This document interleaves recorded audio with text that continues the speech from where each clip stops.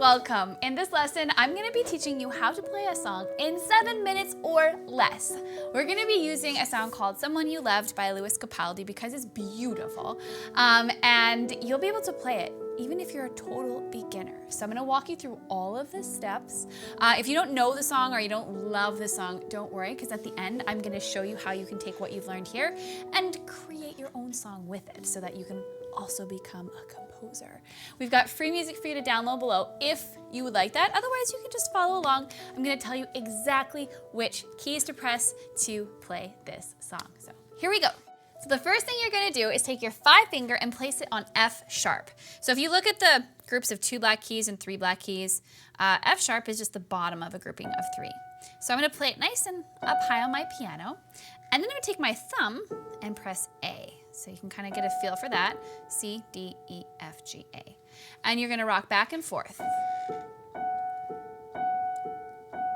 Just like that. So 1 and 2 and 3 and 4 and then you're going to switch. And your 5 finger is going to go to this black key. This is C sharp. And then your thumb is going to hit the E below that. 2, 3, 4. We're going to change our shape again. So our 5 finger now reaches up to D, and our thumb comes to the F sharp, right? The bottom of that group of 3. And then our 5 finger comes to B, and our thumb comes to D. And the great news is, this is the hardest part. You've already done it. So let's do that again together. So 5 on F sharp, A, 3, 4, C sharp and E. Then we're going to go to D and F sharp, and then B and D.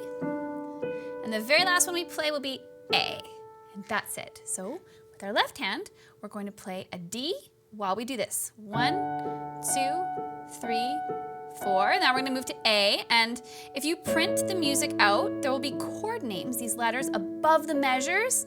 So just follow them. They're telling you what to play with your left hand. The right hand is D and F sharp, and then G with a B and a D. Now, you can play the whole song, watch. I'm going under, and this time I fear there's no one to save me. It's the whole song. It never really changes. So once you've learned that, you've basically learned the entire song. Now, if you want a little bit of variety or change up in what's happening, you can just move to the chords, and I'm going to quickly show you how to play those. When you need to play a D, you're going to see that above the lyric. You're going to play D, F sharp, and A, and you're going to play a D in the left hand. When you see an A, you can either move up or down to A. So find an A, C sharp, and E. Then we're going to go B, D, and F sharp. That's our B minor.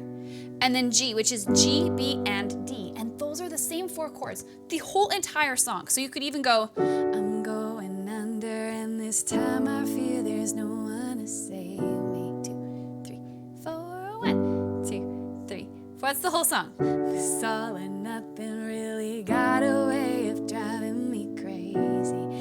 And if you wanted to, you could go back to that thing you learned at the beginning. To heal, somebody to have, somebody to hold. I'm singing the very wrong words, but you get the idea. So that's it. That's less than 7 minutes, and you've just learned everything you need to know in order to be able to play Someone You Loved. So the point of this is to show you how very simple it can be to learn a song. Step 1, find a lead sheet or chord chart. Figure out how to play the chords. Figure out how to play the iconic intro riff if the song has one, like this one does, and then slowly work your way in. And the more time you spend with it, the more you can build in complexity, but it can be really simple to learn your first song. I did promise you that at the end, I'd show you how you could kind of make this your own. You can. So you can take this